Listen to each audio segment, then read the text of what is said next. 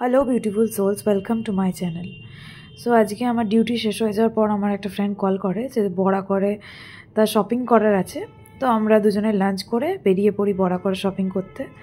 And বড়া করে station রোডের দিকে যেতেই এই মন্দিরগুলো পড়ে। তো আমি বললাম যে চল যখন এসেছি মন্দিরটা ঘুরেই আসি। তো একটা গ্রাউন্ডের মধ্যেই 4টে মন্দির আছে, একটাই শিব, একটা পার্বতী, একটা গণেশ, একটা দুর্গা। তো আমি আগেও এসেছি বাট 4টে মন্দিরই ঘুরে দেখা হয়নি, কারণ কি আমি শ্রাবণ মাসে এসেছিলাম, প্রচণ্ড ভিড় ছিল। তো আজকে ফাঁকায় আমি বললাম চলো 4টে মন্দির ঘুরে নিই।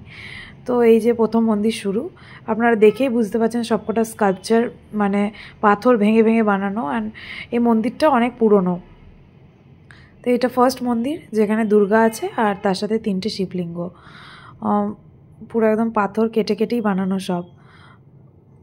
খুব সুন্দর মন্দিরটা, একদম মন্দিরটার বাইরেটা দেখুন এত সুন্দরভাবে করা পাথর কেটে কেটে, খুব সুন্দর। সেকেন্ড মন্দিরটাই আছে গণেশ, আর তার সাথে আবার 3টে শিবলিঙ্গ আছে।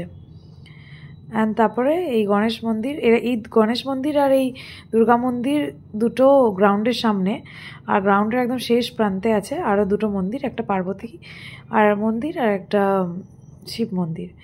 তো এই 2টো মন্দির গ্রাউন্ডের লাস্টে। তো আমরা এলাম অ্যান্ড এসে এই ফার্স্ট মন্দিরটাই ঢুকছি। ফার্স্ট মন্দিরটা হলো শিবের মন্দির।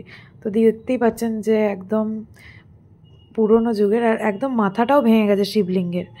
এটা হলো শিব মন্দির। আর সেকেন্ডেরটা হলো পার্বতী মন্দির। এখানেও 5টা শিবলিঙ্গ আছে, তার সাথে পার্বতী আছে। তো এখানে আমরা ঢুকে দেখলাম এই যে এখানে পার্বতী আছে আর তার সাথে 5টা শিবলিঙ্গ আছে। আমাদের খুব ভালো লাগলো। এখানে আমাদের ঘোরা শেষ। আমার চ্যানেলটা ভালো লাগলে সাবস্ক্রাইব অ্যান্ড লাইক করে দেবেন। Thank you.